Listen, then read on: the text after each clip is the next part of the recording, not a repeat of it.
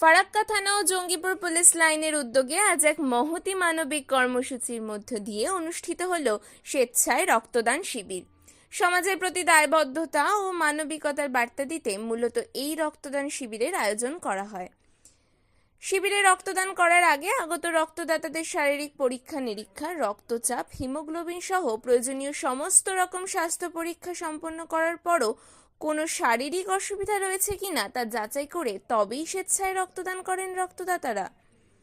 রক্তদাতাদের অনেকেই বলেন, রক্তদান মহৎ দান, রক্ত দিয়ে প্রাণ বাঁচানো যায়, তাই সকলেরই এগিয়ে এসে রক্তদান করা উচিত।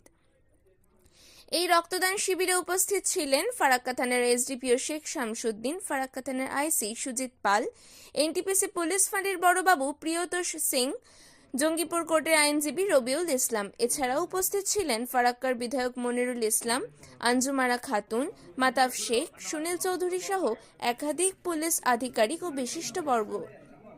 শিবির শেষে সাংবাদিকদের মুখোমুখি হয়ে ফারাক্কা থানার এসডিপিও শেখ শামসুদ্দিন বলেন, পুলিশের পক্ষ থেকে এই ধরনের মানবিক কর্মসূচি আগামীতেও ধারাবাহিকভাবে চালু রাখা হবে এবং সমাজের সর্বস্তরের মানুষকে রক্তদানের মতো মহৎ কাজে এগিয়ে আসার জন্য তিনি আহ্বান জানান। এদিনের এই রক্তদান শিবিরে প্রায় 100 জন স্বেচ্ছা রক্তদাতা রক্তদান করেন, যা স্থানীয় মানুষের কাছে বিশেষভাবে প্রশংসিত হয়েছে। দাঁড়িয়েছেন থানার উদ্যোগে এই শিবির, কি বলবেন, কেমন অনুভূতি হচ্ছে এবং স্পেশাল কিছু অভিজ্ঞতা?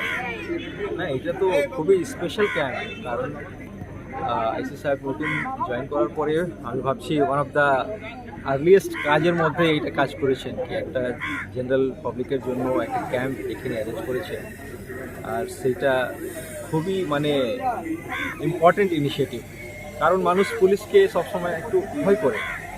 কমন একটা লোক পুলিশের নাম শুনেই একটা মনে একটু ভয় হয়, কেমন আমি কীভাবে যাবো, তো এই প্রথম যে বেনিফিটটা, এইটা যে গ্যাপটা, যেটা ব্রিজিং বলা যায়, কি কমন পাবলিক আর পুলিশের মধ্যে যে একটা গ্যাপ থাকে, সেই গ্যাপটা এই ক্যাম্পটা করে ব্রিজিং হচ্ছে। আমরা আলাদা একটা মানুষ নাই, আপনার যেভাবে নর্মাল মানুষ যেভাবে থাকে, আমরাও সেভাবেই একটা মানুষ। আর আমাদের মনে সেম ফিলিংটা থাকে যে কমন মানুষের মনে থাকে। তো এই উদ্যোগটা আমি খুবই অ্যাপ্রিসিয়েট করলাম। আর আমরা বললাম কি না স্যার, আমরা সাপোর্ট করবো, যতটা সাপোর্ট দরকার আমরা করবো।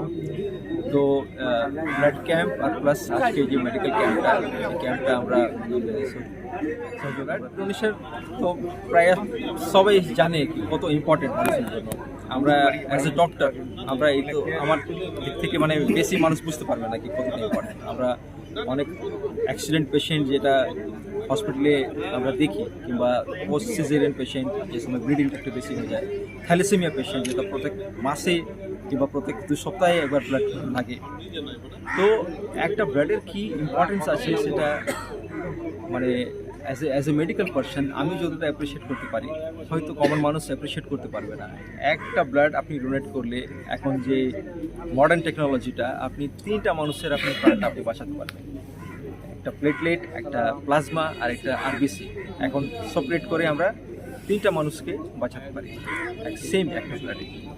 আর অনেক মানুষ ভয় করে কি আমরা ব্লাডটা দান করলে একটু উইকনেস হবে, আমার কিছু পরে কিছু ক্ষতি হবে নাকি। তো আমি বলে দিই কি ব্লাড ডোনেট করলে মানুষের কিছু ক্ষতি হয় না। উইদিন 4 to 5 days আপনার ব্লাড যতটা আপনি ডোনেট করে সেইটা রিপ্লেস হয়ে যায়, আগে মতনই হয়ে যাবে। আপনি কোনো মতনই আপনার বডির উপরে ব্যাড এফেক্ট পড়ে না।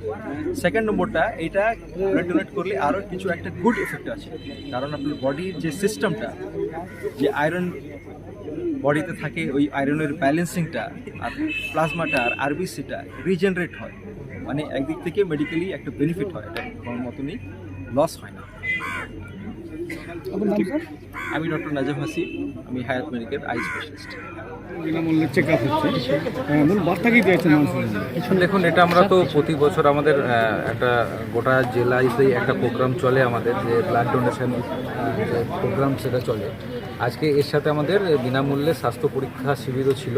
তো মোটামুটি এখনও পর্যন্ত 72 জন স্বাস্থ্য পরীক্ষা করিয়েছেন এবং 68 জন রক্ত দিয়েছেন। এই সংখ্যাটা প্রায় 100-র ওপর হবে। দুটো জায়গাতেই এখনও চলছে আমাদের। তো মোটামুটি 100-র ওপরে আমাদের ব্লাড ডোনেশন হবে এবং প্রায় 150 জনের মতো আমাদের বিনামূল্যে যে চিকিৎসা পরিষেবা পাচ্ছেন এখানে সেটা পাবেন। স্যার, মালদা মুর্শিদাবাদের রক্তদাতার সংকট রয়েছে, আপনাদের এই রক্তদান শিবিরটা কতটুকু মানুষের পাশে হেল্প হবে? হ্যাঁ, এটা তো আমরা তো মানে প্রতি মাসে 2-3 মাস আগে আমাদের এনটিপিসি ফাঁড়িতে হয়েছে, এরপর ফারাক্কা থানায় হয়েছে এবং আমাদের চলতে থাকে। আমরা জানি এই এলাকাগুলোতে একটু রক্তের একটু প্রয়োজন। এখন আপনারা জানেন একটা রক্ত থেকে তার অনেক রকমভাবে বিশ্লেষণ করে একটা রক্ত 2-3 জনের কাজে লাগে।